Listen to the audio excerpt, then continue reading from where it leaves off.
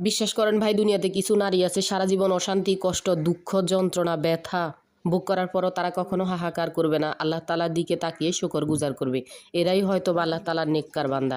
আর অন্যদিকে একটা জিনিস খেয়াল করলে দেখবেন, কিছু নারী আছে সারা জীবন সুখ শান্তি প্রশান্তি বিলাসিতা রাজত্ব মানে মন মতো চলছে, তাও কখনো কোনো দিন ভুল ক্রমে তাদের কাছে শুকরের ছিটে ফোঁটা শুনবেন না। জানি না এদেরকে আল্লাহ তালা পছন্দ করে কিনা। তবে সবচেয়ে চিন্তার বিষয় হলো আমি কোন দলে। যাই হোক, বর্তমান সিচুয়েশানটা এরকম, কেউ কারো দোষটা দেখে না। আমি যে দোষ করছি মানে আমার মধ্যে মানে নিজের মধ্যে যে একটা দোষ আছে, মানুষ না এটা বুঝতেই পারে না, বিশেষ করে নারীরা। হয়তো আমি একজন নারী হয়ে নারীদের সম্পর্কে বলতেছি, অনেকেরই খারাপ লাগবে। বিশ্বাস করেন ভাই, দোষে গুণে মানুষ। আমি নারী, তাই কি নারীর দোষ বলবো না? না, এটা কখনোই হতে পারে না। যেটা সত্য সেটা সবসময় বলার চেষ্টা করা উচিত, যেহেতু এটা একটা সোশ্যাল প্ল্যাটফর্ম। আপনার ভিডিওটা নতুন হিসাবে হয়তো কম মানুষ দেখবে, যাদের পপুলার ফেস তাদেরটা অনেকেই দেখে।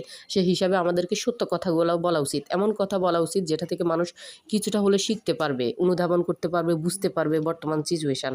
যাই হোক, আমি যতটুকু জানি ততটুকুই হালকা করে আপনাদের সাথে শেয়ার করছি। অবশ্য যারা এই টাইপের ভয়েস দেন না, তারা হয়তো আমার চেয়ে বেশি জ্ঞানী, আরও বেশি জানেন। তবুও আমার কাছে পার্সোনালি মনে হয় আমি যতটুকু জানি ততটুকু বলা উচিত। সমাজকে সুন্দর একটা বাণী অন্তত দিতে চাই। সমাজ সেবা করতে না পারলেও ছেলে মানুষ হইলে সমাজ সেবা করা যতটা সহজ, মেয়ে মানুষ হয়ে সমাজ সেবা করা কখনোই অতটা সহজ নয়। যাই হোক, যেটা বলতেছিলাম নারীদের কথা, আসলে একটা জিনিস ঘুরিয়ে ফিরিয়ে দেখলে বোঝা যায় যে নারী হয়েই কিন্তু নারীর অকল্যাণ বেশি চায়। একটা জিনিস খেয়াল করলে দেখবেন, একটা পুরুষ মানুষকে আমরা অনেক সময় দোষারোপ করি, সে এটা করে না, সে এটা করে না, সে খারাপ, সে এই হ্যান ত্যান।